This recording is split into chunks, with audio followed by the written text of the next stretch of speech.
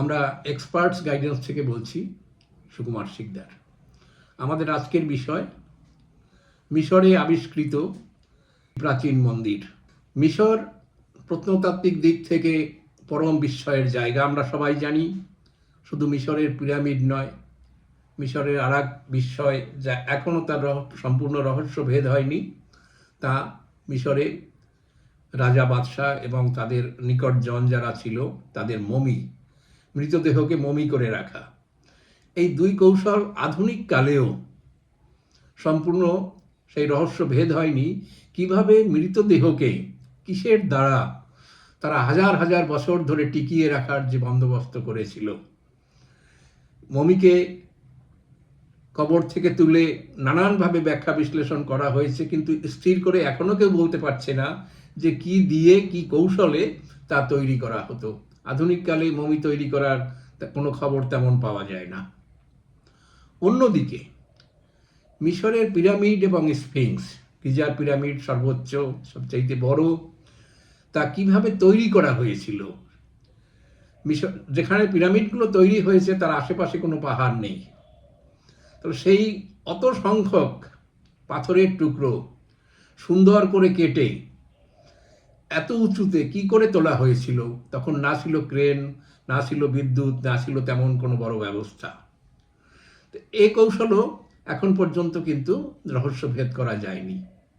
তেমনি আর একটা দিক হলো মিশরের সেই প্রাচীন দেবদেবী। বহু সংখ্যক মন্দির প্রাচীনকালের আবিষ্কৃত হয়েছে মিশরের বিভিন্ন জায়গায়।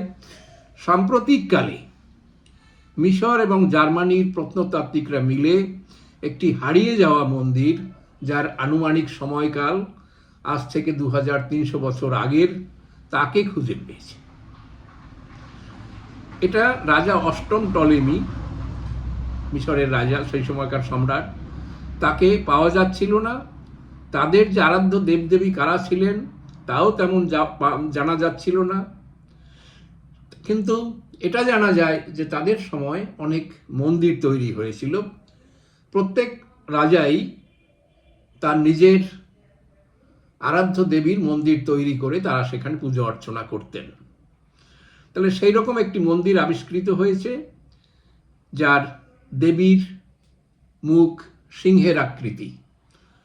আমরা যারা এই প্রত্নতাত্ত্বিক দিক নিয়ে একটু ইন্টারেস্ট যাদের আছে, তারা দেখবে যে পৃথিবীর বিভিন্ন সময়ের দেবদেবীদের মধ্যে অঞ্চল বিশেষে তাদের আকার, প্রকার, আকৃতি, গঠন এর মধ্যে পার্থক্য ছিল। যেমন গ্রিক যে দেবদেবী যাদের কথা আমরা পাই, তারা কিন্তু সমস্ত সুপুরুষ এবং নারী, তাদের মুখাকৃতি।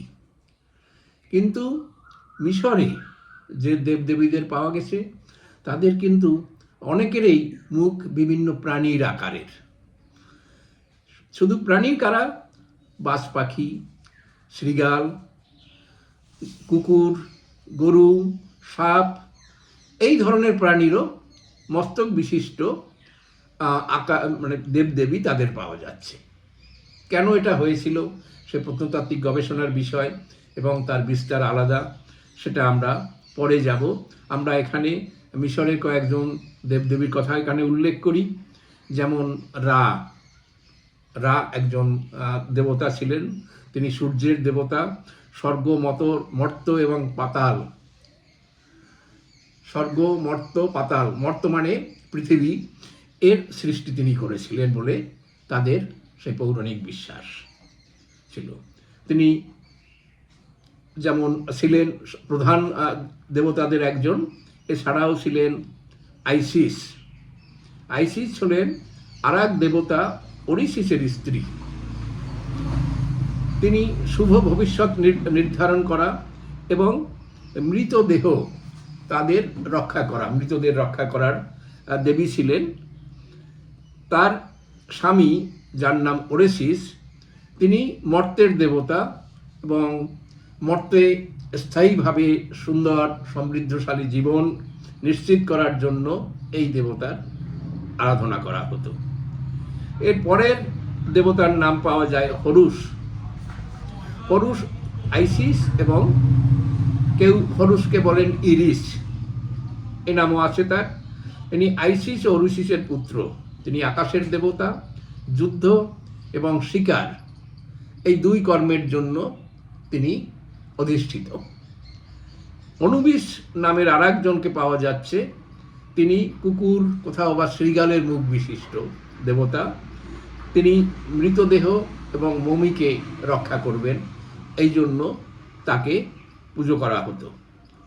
এরপর হাথোপ, হাথোপ নামের এক দেবতা, দেবতা নন, তিনি দেবী। তার এরপরে আমরা নাম পাই যাদের, তাদের মধ্যে একজন অন্যতম হলেন হাথোপ। তিনি একজন দেবী, মাতৃত্ব এবং নারীর উর্বরা শক্তি, প্রজনন শক্তির দেবী। তিনি আরেকটা নাম লেডি অব দ্য ওয়েস্ট এই নামেও পরবর্তীকালে খ্যাতি লাভ করেছিলেন। এরপরে নাম পাই থোট। থোট হচ্ছেন বকের মস্তক বিশিষ্ট এক দেবতা। তিনি কিন্তু লিখন পদ্ধতি এবং জ্ঞানের দেবতা। আমাদের সেই ভাষা উদ্ভব, ভাষা সৃষ্টিকারী এবং লিপির আবিষ্কারক। মিশরে এই সময় যে লিপি ব্যবহার করা হতো তাকে হায়ারোগ্লিফিক লিপি বলা হতো। বলা হয় থোট তিনি এই হায়ারোগ্লিফিক লিপি আবিষ্কার করেন। আমরা যে মন্দিরের কথা প্রথমে উল্লেখ করলাম, সেই মন্দির গাত্রেও এই হায়ারোগ্লিফিক লিপিতে অনেক লেখা রয়েছে। এরপরে নাম পাই আমুন, তিনি ছিলেন বাতাসের দেবতা। সেকমেট, তিনি ছিলেন যুদ্ধের দেবী। এছাড়াও বা পেপ তার মস্তক ছিল সাপের মতো। তিনি ছিল দুর্ভাগ্য, মানুষের যে দুর্ভাগ্য এবং বিপদ এর দেবী। আমাদের দেশে বলা যেতে পারে যে আমাদের শনি দেবতার পূজা করা হয়, যিনি অখুশি হলে আমাদের নানান রকমের সমস্যা তৈরি হয়, এই জন্য সেই দেবতাকে খুশি করার জন্য পুজো করা হয়। এখানেও সেই ধরনের দেবী ছিলেন বা পেপ। এছাড়া ছাগ মস্তক বিশিষ্ট, অর্থাৎ ছাগলের মাথার মতো খুনুম বলে আর এক দেবতার নাম পাওয়া যায়। এরকম বেশ কিছু দেবদেবীর কথা সেখানে আছে, যা আমরা এখানে দেখাচ্ছি একের পর এক আমাদের ছবির মধ্যে। তাহলে এখন নতুন যে মন্দির আবিষ্কৃত হয়েছিল, আমরা যার কথা বলেছি, সে মন্দির বিশাল।